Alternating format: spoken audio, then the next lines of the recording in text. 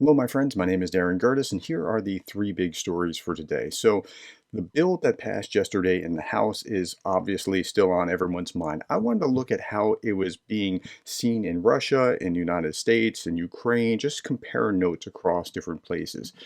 By the way, it passed with 47% of Republicans and 100% of Democrats. Congratulations, Democrats. You did a good job with this.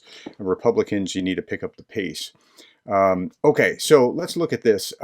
Final vote results. I told you in the last video I was going to put that in a link below. I did just put it in a link below. I also put it in my community tab. It says here is a list of those who voted for the Ukraine aid and those who voted against it. It'd be nice to send your congressman a thank you if they voted for it, or whatever, if they voted against it, to tell them what you really think. Yet Moscow Marjorie, says the New York Post. GOP rebels defeated as House passes 61 billion in Ukraine aid. I thought that headline was interesting. The GOP rebels are MAGA, not the Reagan Republicans rebelling against MAGA, the way that they frame that. And I think that's really the bigger story of how this ought to be, where MAGA gets pushed back. Okay, so Anton Gerashenko said this: "It seems that the approval of aid for Ukraine by the U.S. Congress came as a big surprise to Russia." And I thought, well, that does seem to be the picture, because I'm looking at what Peskov says and what others are saying, and I'm thinking, yeah, they didn't seem to think that this was going to happen. Judging by the reaction, they had no plan B and believed that there would be no help. Okay, so let's look at RT.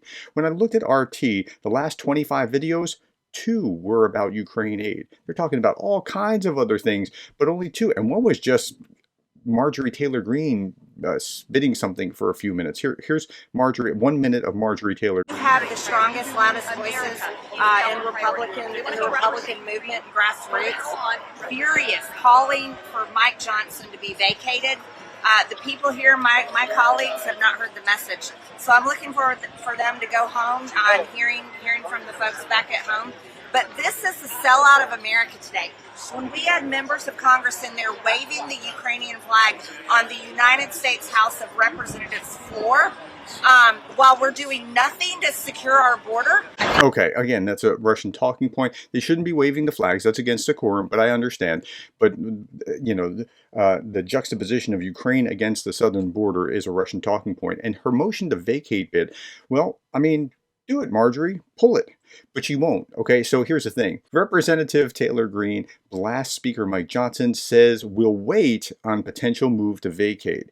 The threat of moving to vacate is actually stronger than actually doing it. And if she does it and nothing happens, then she goes down quite a few notches. So as far as I'm concerned, go ahead and pull that trigger, Marjorie. See what happens. Okay, Russia issues a furious warning after Ukraine aid. So I talked about what Peskov said, and we're going to go through Peskov and Medvedev and Zakharova, who says something that's really, really interesting here. Okay, so let's see what Dmitry Peskov had to say. The decision will make United States of America richer. Okay, so part of that is the being able to grab the Russian assets, but otherwise, we're giving billions away, so it's not really making America richer. And the result in the death of even more Ukrainians. The fault of the Kyiv regime. Well, you should have just knuckled under and taken what's coming to you, but now you're going to lose more people. That's not a way that you frame it. When you're the aggressor, you are actually causing the deaths, not the Kyiv regime. Okay. Second, here is Maria Zakharova talking about it. Foreign Ministry spokeswoman Maria Zakharova said it was clear that the United States wanted Ukraine to fight to the last Ukrainian. Let's full stop there.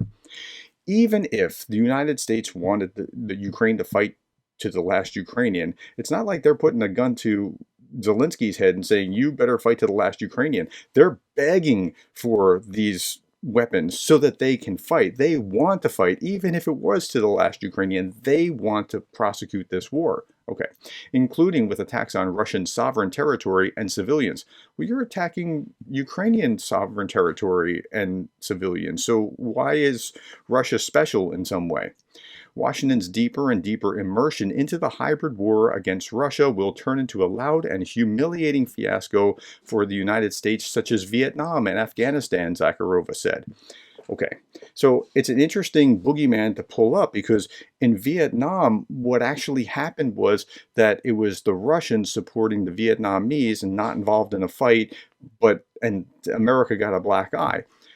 So it's reverse. So the humiliating fiasco would be for Russia because it's Russia that's on the ground getting, being beaten up in this fight, not the United States. So that was just a bad metaphor to be trying to pull out.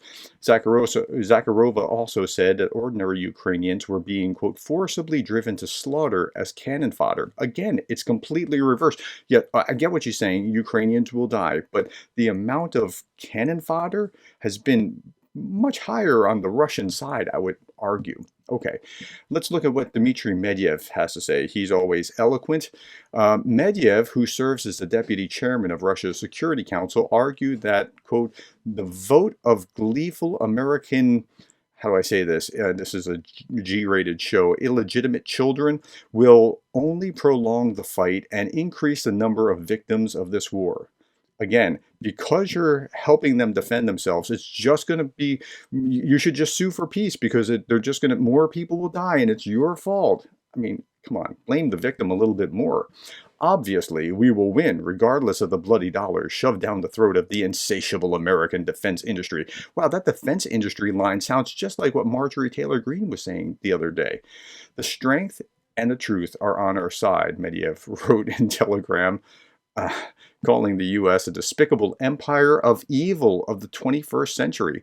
Again, it's everything is bizarro world. Everything is backwards. Who was the empire of evil, or the evil empire Ronald Reagan called? The Soviet Union. Okay, let's keep going. So Ben Hodges talked about, so what's the net result? Ben Hodges was talking about how it may be weeks before we see significant battlefield effects of this decision, but the strategic effect, and I talked about that briefly this morning, the strategic effect will be felt immediately in the Kremlin, where they now realize their plan to wait for us to quit has failed. Okay, it's a whole new chapter. Assuming we can get through the Senate, which I think we will do, and then go to the White House, which is, once it gets to Joe Biden's desk, it's a done deal. Okay, and I was reading reports of people watching this from their trenches, like watching the real-time results of what was happening on the floor in the House from trenches on the front line. Okay, Anton Gerashenko, Mark Warner, he is the chairman of the U.S. Senate Intelligence Committee from Virginia. If all goes smoothly, deliveries of long-range missiles, ATACMS, quote, will be in transit by the end of the week, unquote. Slow down. Okay, the vote comes out Tuesday. It could be trying to add amendments or filibusters or other things. It could take a little while. That is the most optimistic possible scenario ever. But I want you to listen to this. I highlighted this as well. And this is what you tell people when they're saying, well, I don't know why we're giving to Ukraine. Like, why are we spending our dollars there? We shouldn't be doing that. I mean, don't we have our own problems? Yeah, we have our own problems. But here, this is the argument. We've seen the Ukrainians overperform. If you step back for a moment and think about the fact that for most of my life, most of America's defense forces were focused on Russia. Now, in the last 2 years, with less than 3% of our defense budget, 2 years running with the Ukrainians, they have eliminated 87% of the Russians' pre-existing ground forces, 63% of their tanks, 32% of their armored personnel carriers, without a single American soldier lost, because of the courage of Ukrainians and the equipment they've received from us and from our European allies. And that's a pretty potent argument to make. Okay, let's keep going.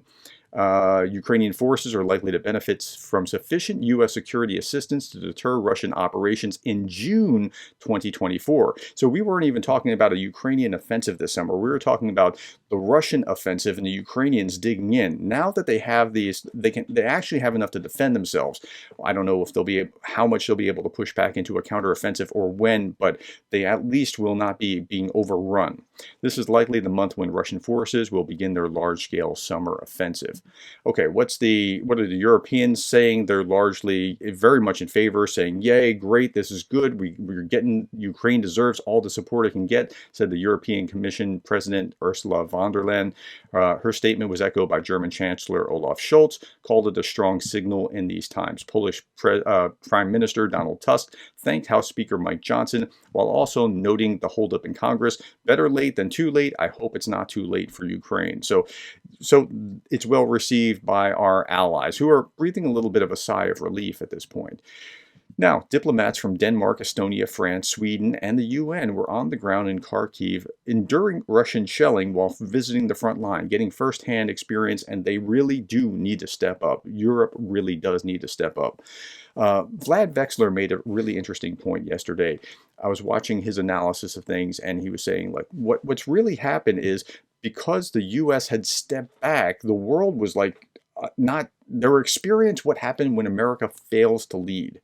And so America needs to lead, but more to the point, in Europe, they need to lead as well. And the big power bases in London and Paris and in Germany, and they need to step up as well. And so you're seeing that as Denmark, Estonia, France, Sweden, UN are visiting and being on the ground. And so that's a very positive sign.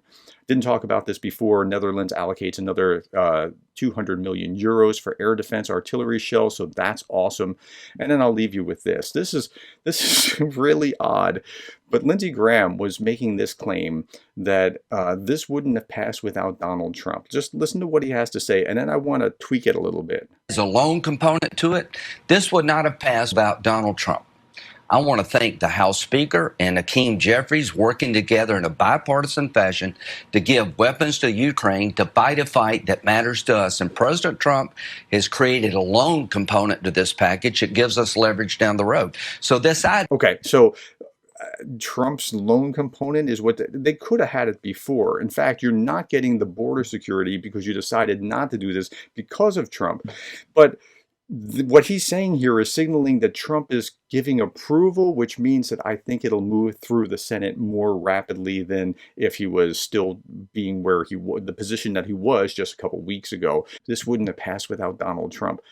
It's if Trump becomes pro-Ukraine, it's going to be fascinating. And I'm not saying that he will, but if that were to happen, it would be fascinating to see Republicans contort themselves, the MAGA Republicans contort themselves into saying, no, we're now for Ukraine, which I hope they become for Ukraine, but I just can't process it. Okay, at any rate, that's all that I have for the three big stories today. Thank you for the likes, thank you for the shares, the subscribes, the coffees, thank you to my new patrons, and thank you for being the kind of person that cares about Ukraine.